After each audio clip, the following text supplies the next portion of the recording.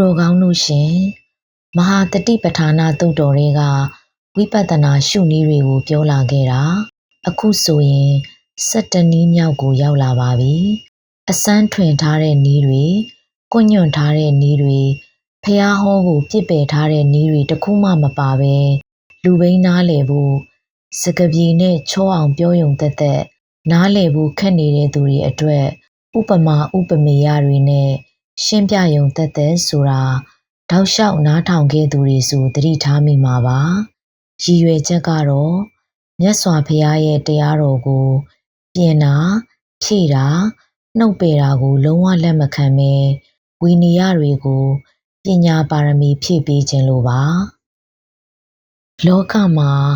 ဖျားထက်တော်တဲ့တတ်တဲ့သိတဲ့သူမရှိတာမို့ဖျားဟောနည်းတွေထဲမှာဖျားမဟောတဲ့နည်းတွေညှက်ထည့်လာတာအစမ်းထွင်လာတာတွေဟာဓမ္မမဟုတ်ဘဲအဓမ္မဆိုတာကိုသတိထားမိစေခြင်းလိုပါဒီနေ့တော့မဟာတတိပဌာနာသုတ်တော်တွေကဝိပဿနာရှုနည်းပေါင်းစုံပြောပြခြင်းတွေကိုဏိဂုံးချုပ်တဲ့အနေနဲ့ဓမ္မာနုပဿနာတွေကနည်းတနည်းဖြစ်တဲ့သစ္စာ၄ပါးရှုပွားနည်းကိုပြောပါမယ်လောကကြီးမှာတဏှာကလွဲရင်ဖြစ်လာသမျှဝိအပေါင်းဟာဒုက္ခသစ္စာတွေကြီးပါပဲဖြစ်လာသမျှပေါ်လာသမျှတွေကိုဒုက္ခသစ္စာပေါ်ပြီးဒုက္ခသစ္စာပြတ်မှန်းသိနေရှုနေတာဟာသစ္စာကိုရှုပွားခြင်းပါပဲတဏှာကတော့ဒုက္ခတွေကိုဖြစ်စေတဲ့အကြောင်းကံမို့သူကသမုဒယသစ္စာပါတဏှာကလည်းကာမတဏှာဘဝတဏှာဝိဘဝတဏှာရဲ့လို့ရှိပါတယ်အဲ့ဒီတဏှာတွေပေါ်လာရင်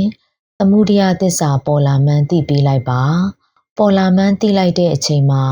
ပေါ်တဲ့သမုဒယသစ္စာကပြတ်သွားပါပြီရှုညံလာရင်အရှုခံတရားကပြတ်ကိုပြတ်သွားတာဓမ္မတာပါကာမတဏှာဆိုတာအစင်းအတန်အနံ့အရသာအတွေ့အထိဆိုတဲ့အာယုန်တွေကိုလိုချင်နှစ်သက်တဲ့တဏှာပါဘဝတဏှာကတော့တတ္တဒိဋ္ဌိနဲ့ရှင်ပြီးဖြစ်တတ်ပါတယ်လူဘဝနတ်ဘဝရူပဘဝအရူပဘဝတွေကိုနှစ်သက်တာဟာဘဝတဏှာပါပဲဇံရခြင်းနဲ့ဆိုရင်လည်းဘဝတဏှာပါဝိဘဝတဏှာကတော့သိရင်ပြီးပြီဘာမှမဖြစ်တော့ဘူးဆိုတဲ့အယူကိုနှစ်သက်တာပါသူကတော့ဥစ္စေတာဒိဋ္ဌိပါအဲ့ဒီဒိဋ္ဌိရှိနေရင်ဘာကောင်းမှုတွေလုပ်ထားတာသိရင်ငရဲကြပါတယ်ဒီတော့ဒုက္ခသစ္စာတွေသမုဒယသစ္စာတွေပေါ်တိုင်းဖြစ်ပျက်ရှုတဲ့အလုပ်ကိုဓမ္မာနုပဿနာသစ္စာရှုပွားနည်းလို့ခေါ်ပါတယ်ဒုက္ခအပါအဝင်သစ္စာ၄ပါးအကြောင်းကိုတော့သစ္စာ The Gospel Truth Channel အနေနဲ့အတိနဲ့အကျင့်ဆိုတဲ့စာမျက်နှာရာချီတဲ့လုံးချင်းစာမှုထဲမှာအသေးစိတ်ရှင်းပြထားပါတယ်တချို့ရိပ်သာတွေမှာတဆင့်စကားနဲ့ယောဂီတွေမိတ္တူကူဖတ်နေကြပါတယ်အခွင့်အလမ်းရတဲ့တနေ့ပုံနှိပ်စာအုပ်အဖြစ်ထုတ်ပါမယ်လောလောဆယ်တော့ဒီ channel ကနေသစ္စာ၄ပါးအကြောင်းအသေးစိတ်ပြောနိုင်အောင်ကြိုးစားပါအောင်မယ်အခုသစ္စာ၄ပါးရှုပွားနည်းအကြောင်းစဋ္ဌသံဃာယနာတင်ပါဠိတော်ရဲ့မြန်မာပြန်အတိုင်းဖတ်ပြရရင်ယဟန်တို့တဖန်ထို့ပြင်လဲယဟန်သည်အရိယသစ္စာ၄ပါးသဘောတရားတို့ကိုအကြိမ်ကြိမ်ရှုလေ့ရှိသည်ဖြစ်၍နေ၏ယဟန်တို့အဘယ်သို့လျှင်ယဟန်သည်အရိယသစ္စာ၄ပါးသဘောတရားတို့ကိုအကြိမ်ကြိမ်ရှုလေ့ရှိသည်နီယဟန်တို့ဤသာသနာတော်၌ယဟန်သည်ဤကားဒုက္ခတည်းဟုဟုတ်မှန်သည့်အတိုင်းသိ၏ဤကားဒုက္ခဖြစ်ကြောင်းတည်းဟုဟုတ်မှန်သည့်အတိုင်းသိ၏ဤကားဒုက္ခချုပ်ရာတည်းဟုဟုတ်မှန်သည့်အတိုင်းသိ၏ဤကားဒုက္ခချုပ်ရာသို့ရောက်ကြောင်းအကျင့်တည်းဟုဟုတ်မှန်သည့်အတိုင်းသိ၏လို့ဟောထားပါတယ်ဒါကြောင့်ဆင်းရဲခြင်းတွေပေါ်လာတိုင်းဒုက္ခသစ္စာပေါ်လာမှန်းသိပေးပါအမြင်အကြားအနံ့အရသာအတွေ့အထိတွေးကြံမှုတွေဖြစ်လာရင်ခန္ဓာ၅ပါးလုံးပေါ်လာတာမို့ပေါ်လာတဲ့အခိုက်မှာဒုက္ခသစ္စာပေါ်လာမှန်းသိပေးပါသိရင်ပေါ်လာတဲ့ဒုက္ခသစ္စာသမုဒယသစ္စာစတဲ့အရှုခံတွေကတင်းခံနေလို့မရပဲပြတ်သွားပါတယ်ဒါသည်ပင်ဝိပဿနာပါဒါသည်ပင်ဝိပဿနာဉာဏ်ပါဝိပဿနာဉာဏ်ဟာပွားပါများလာရင်ရင့်လာပြီး တစ်ချိန်မှာမက်ဆိုင်စီပါတယ်ဒီလောက်နဲ့ဓမ္မနုပဒနာခေါင်းစဉ်အောက်ကသစ္စာ၄ပါးရှုပွားနည်းကိုအဆုံးသတ်ပါမယ်ဖျားရှင်ဟောထားခဲ့တဲ့မဟာတတိပဋ္ဌာနာသုတ်တော်တွေကဝိပဿနာရှုနည်းအားလုံးနီးပါးပြောပြခဲ့ပြီးပါပြီကာယ ानु ပဒနာဝေဒနာ ानु ပဒနာစိတ်ဓာ ानु ပဒနာ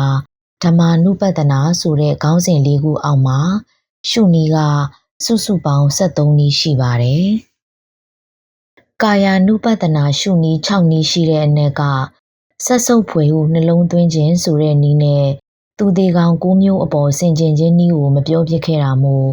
ကာယ ानु ပဒနာရှုနည်း4နည်းဝေဒနာ ानु ပဒနာရှုနည်း1နည်း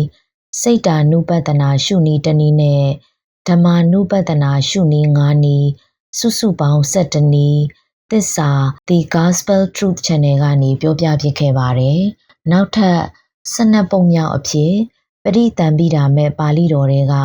ဝိပဿနာရှုနည်းတစ်ခုကိုပြောပြီးရင်ရှုနည်းတွေအကြောင်းဓမ္မဒါနပြုတာလက်စသတ်ပါမယ်အားလုံးကိုနာယူပြီးတဲ့အခါ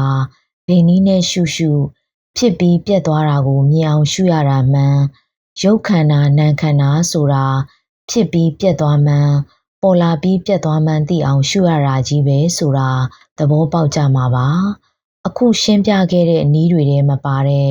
ကိုဟန်အနေအထားကိုခက်ခက်ခဲခဲနာနာကျင်ကျင်ဖြစ်အောင်လုပ်ယူတဲ့ထိုင်ပုံထိုင်နည်းတွေတရှူးရှူးအတန်မြအောင်လှုပ်ရှူတဲ့နည်းတွေရင်းထိုးနေတာတွေအပြင်အခုရှင်းပြခဲ့တဲ့နည်းတွေထဲမှာပါတဲ့ဟိုလိုလှုပ်ရှူဒီလိုလှုပ်ရှူတဲ့နည်းတွေဟာဖျားဟောပါဠိတော်လားတရားစစ်တွေမဟုတ်ကြောင်းဒီနေရာကနေပွင့်ပွင့်လင်းလင်းရဲရဲဝံ့ဝံ့ပြောပါတယ်ရှုရသည်မှာဖြစ်ပျက်ပါဘာတွေရဲ့ဖြစ်ပျက်လဲဆိုတော့ယုံနံလို့ခေါ်တဲ့ခန္ဓာတွေရဲ့ဖြစ်ပျက်ပါပြောပြခဲ့တဲ့17နည်းတွေကကိုယ့်အတွက်ဖြစ်ပျက်တွေထင်ရှားစေတဲ့ဘယ်နည်းတွေကိုမဆိုမက်ဖို့ရတဲ့အထိစုပ်ကင်သွားပါဟိုနည်းကမှမှန်တယ်ဒီနည်းကမှတရားရမယ်ငါတို့ရိတ်တာကမှမှန်တယ်ငါတို့ဆရာကမှမှန်တယ်ဆိုတဲ့အထင်တွေအစားမဟာတတိပဋ္ဌာနာသုတ်တော်အဖြစ်ဟောပြောထားတဲ့နည်းဖြစ်နေမှမှန်တယ်ပရိသံပိဓာမဲ့ပါဠိတော်လားမဟာတတိပဋ္ဌာနာကထာထဲရှိနေတဲ့နည်းဖြစ်မှမှန်တယ်လို့နားလည်ကြပါအဲ့ဒီနည်းတွေနဲ့မကိုက်ညီရင်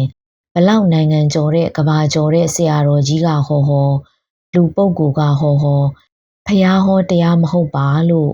အာမနာရန်ဆုံးဖြတ်ချက်ချကြပါလို့ပြောရင်မိမိနဲ့တကွာ26ပုံသားတွေအားလုံးမက်ဖို့ဘဝတူတူနဲ့ရလွယ်ကြပါစေရှင်